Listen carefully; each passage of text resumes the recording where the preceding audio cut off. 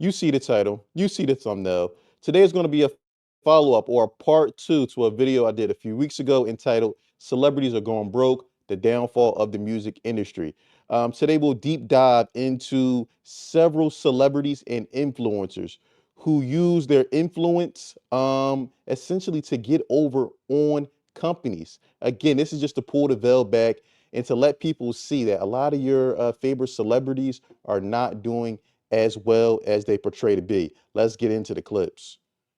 Just bought a jet. I just bought a jet. I just bought a jet. I just bought it.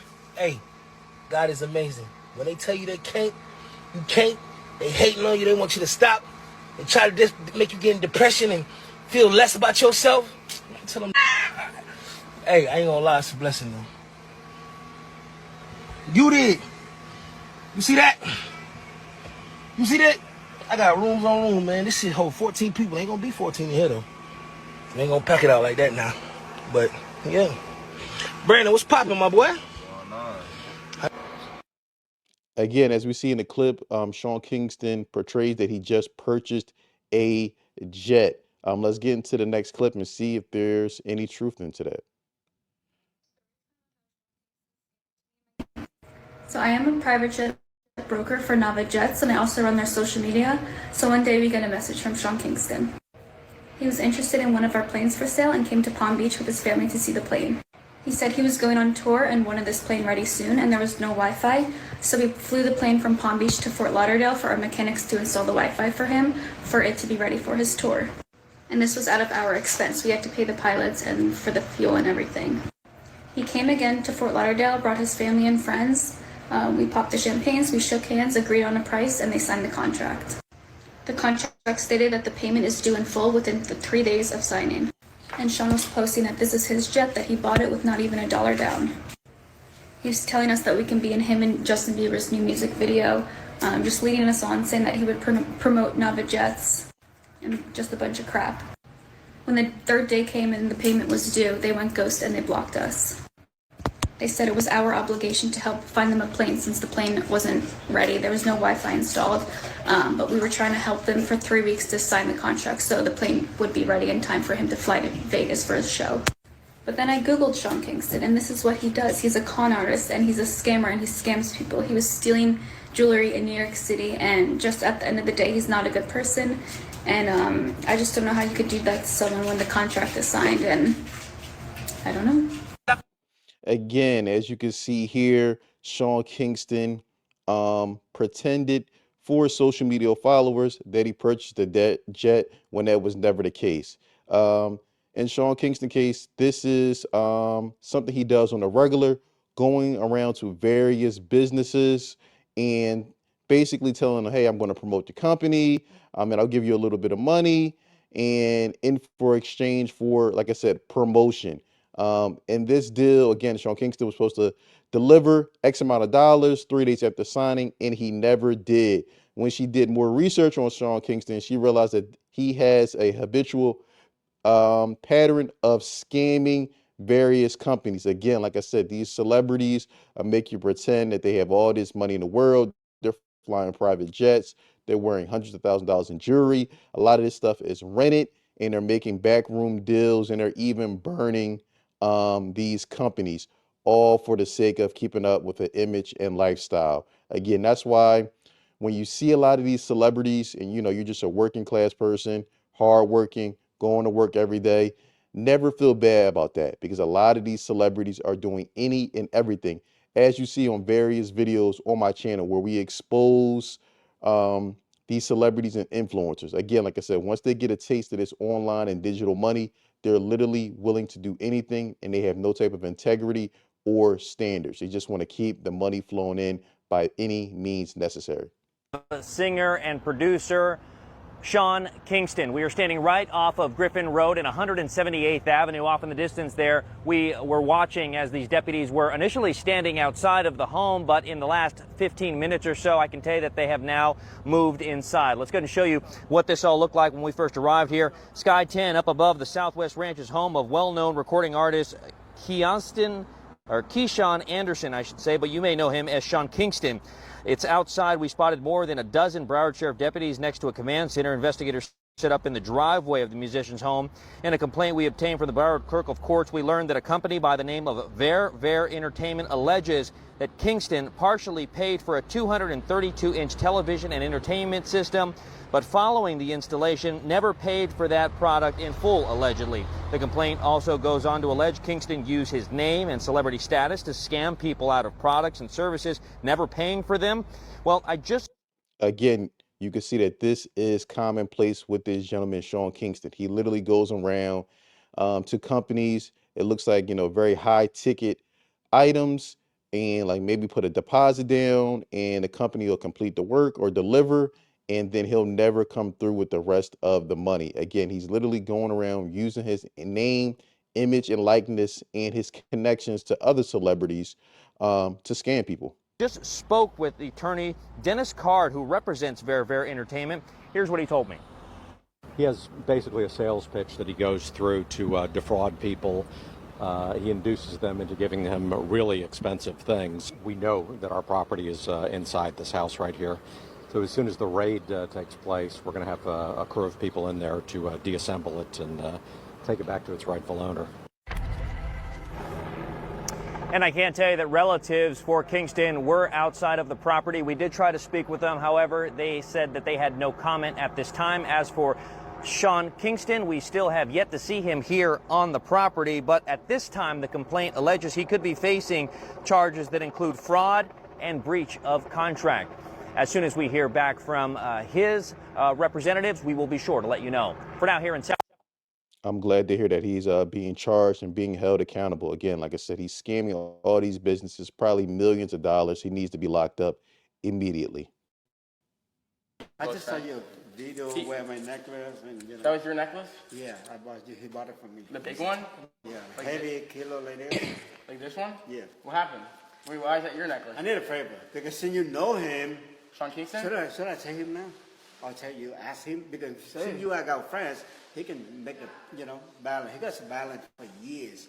He haven't paid yet On his chain? on the necklace. How much? Son, I don't want to respond like that, but since he my brothers, he may ask you. Yeah, I love Sean. He's my boy. He asked you, Why would you they- will pay me. What? You know what I'm saying? It's for years. Yeah. I don't want to go legal stuff because, he got sued for so much jewelry stuff. Again, you can see this is another example where he owns Johnny Dang, who's a famous jeweler in the hip hop community. Sean Kingston owes him $100,000. He gave him the chain, allowed him to wear it.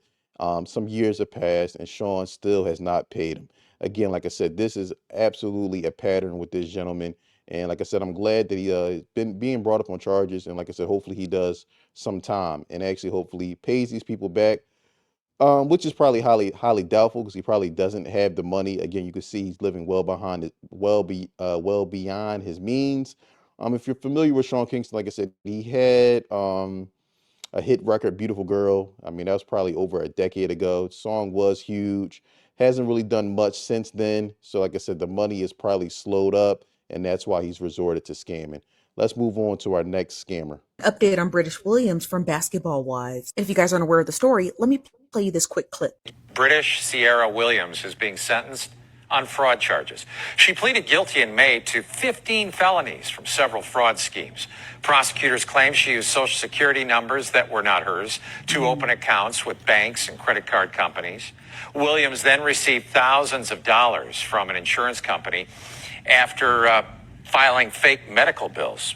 Prosecutors say they intend to have her repay the nearly $450,000 she got from those schemes. Now, just outside the courthouse, this image was captured by a field photographer journalist. And it shows this woman who is a part of Brittish Williams' entourage attempting to attack a photojournalist. And Brittish Williams is seen right here on the phone. And she's leaving the federal courthouse after she pled guilty and received 4 years in federal prison for those fraud charges. Now, they're saying that the total losses of the schemes was about $446,082. And federal prosecutors say they intend to have Williams repay all the money she received from those schemes. This is literally one of the cases of like Keeping Up with the Joneses that literally goes bad. But if you don't believe me, check out some of the videos and interviews that Masika had did. She was a cast member on Love and Hip Hop, and she has a child by Fetty Wap. And she talks about how much money she was spending on the show just to keep up with the Joneses and how it was like a stupid financial decision. But she didn't go as far as like creating schemes to do so. She just left the show because it just didn't keep up with her lifestyle. But a lot more women who enter into reality TV need to learn a thing or two from Masika, because she was right.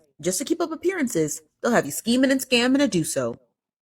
Again, that's what you have to understand as a regular working class person. A lot of these celebrities are literally resorting to schemes where they're getting jail time just to try to keep up an image and facade. Again, that's why when nothing wrong with following these celebrities, liking their music, but to try to base your lifestyle around them is very foolish because a lot of them are doing, again, literally risking jail time just to keep up an image, and it's not worth it. A false statement to a federal agent in an extensive fraud case. Herbert Wright, who goes by the name G. Herbo, appeared in a federal court in Springfield, Massachusetts Tuesday.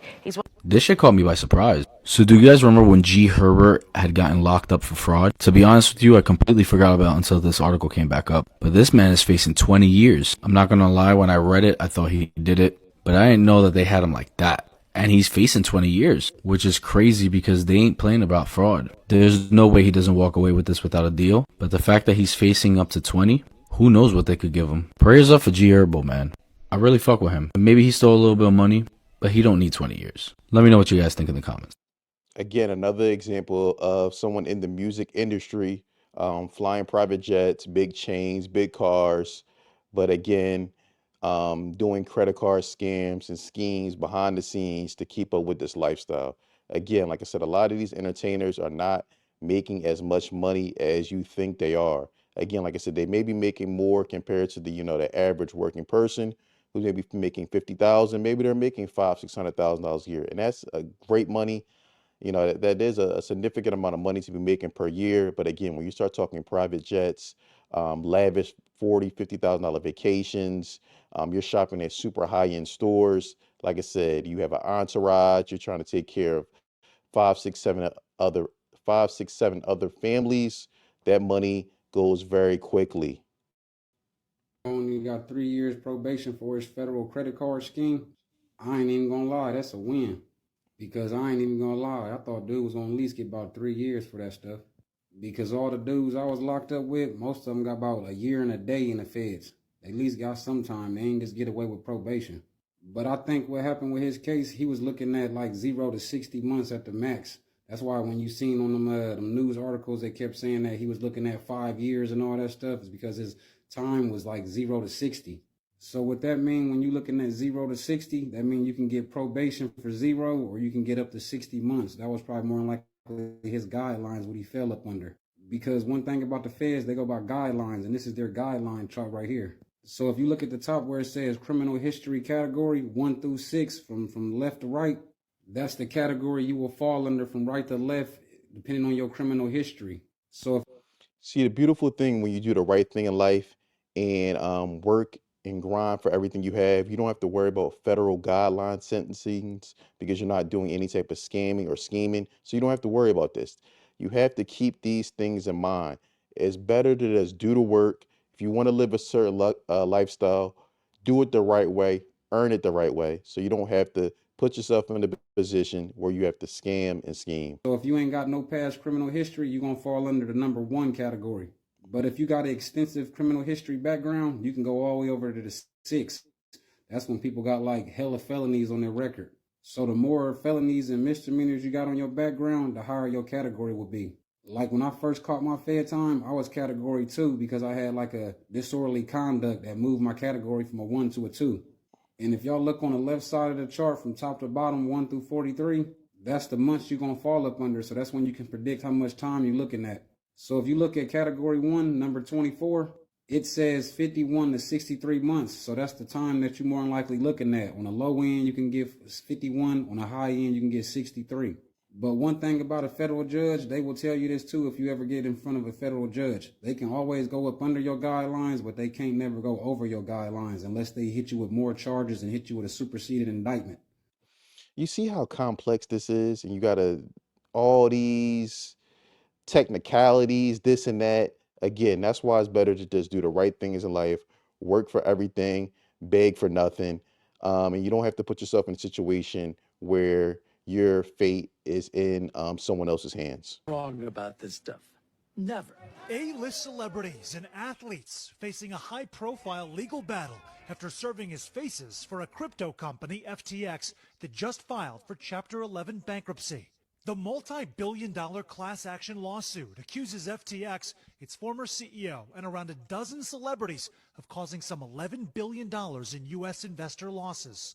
The suit alleges efforts to take advantage of unsophisticated investors, adding the parties never performed any due diligence before marketing these FTX products to the public. Again, what you have here is these celebrities endorse FTX. Like I said, I don't think this was a case where some of these celebrities were broke, but again, a lot of these celebrities can be very easily brought off if you have deep enough pockets. They pushed and promoted this to the masses. A lot of people who invested in this were unsavvy and novice investors, and they got taken advantage of. That's why, again, it's very important to do your due diligence, and you can't just trust because a celebrity endorses it that means the company is reputable and has integrity.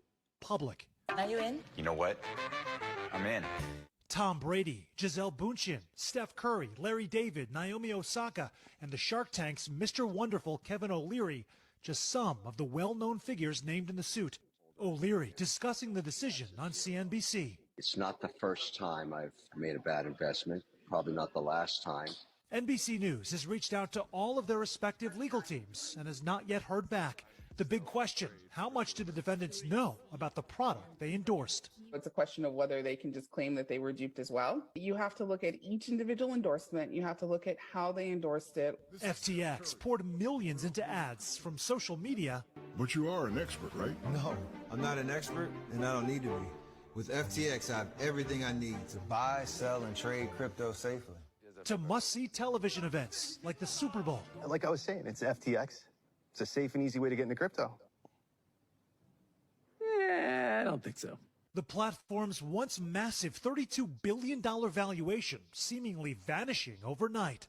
Now you're seeing, in some cases, some of these are crashing as there's more and more market instability that leads to more challenges and the questions of who's to blame. FTX, that's the crypto app, right? Now it's for all kinds of investing. It's better. As you can see, these were major superstar celebrities that endorsed this FTX. Again, like I said, when you see these celebrities, understand it's a lot of smoke and mirrors. They're literally, in some cases, struggling to keep up with this lifestyle. Again, when you talk about the music industry, just the entertainment industry as a whole, you know, you have maybe 10% of celebrities that are really making the big money. The rest of them is really smoke and mirrors. They're living a hand-to-mouth existence. Again, so you never feel bad for yourself when you're going to your 9 to 5 and you're doing what you have to do, grinding day in and day out.